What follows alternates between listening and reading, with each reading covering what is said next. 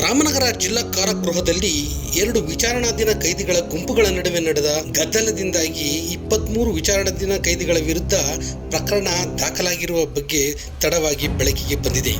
ಕಾರಾಗೃಹದಲ್ಲಿ ವಿಚಾರಣಾಧೀನ ಕೈದಿಗಳ ಎರಡು ಗುಂಪಿನ ನಡುವೆ ಮಾರಾಮಾರಿ ಜಗಳ ನಡೆದಿದ್ದು, ಬಿಡಿಸಲು ಮುಂದಾದ ಕಾರಾಗೃಹ ಅಧೀಕ್ಷಕ, ಅಧಿಕಾರಿಗಳು, ಸಿಬ್ಬಂದಿ ಸೇರಿದಂತೆ 9 ಮಂದಿಗೆ ಸಣ್ಣಪುಟ್ಟ ಗಾಯಗಳಾಗಿವೆ. ಅಕ್ಟೋಬರ್ 28ರಂದು ನಡೆದ ಗಲಾಟೆ ಸಂಬಂಧಿಸಿದಂತೆ ರಾಮನಗರ ಟೌನ್ ಪೊಲೀಸ್ ಠಾಣೆಯಲ್ಲಿ 23 ವಿಚಾರಣಾಧೀನ ಕೈದಿಗಳ ವಿರುದ್ಧ ಪ್ರಕರಣ ದಾಖಲಾಗಿದೆ.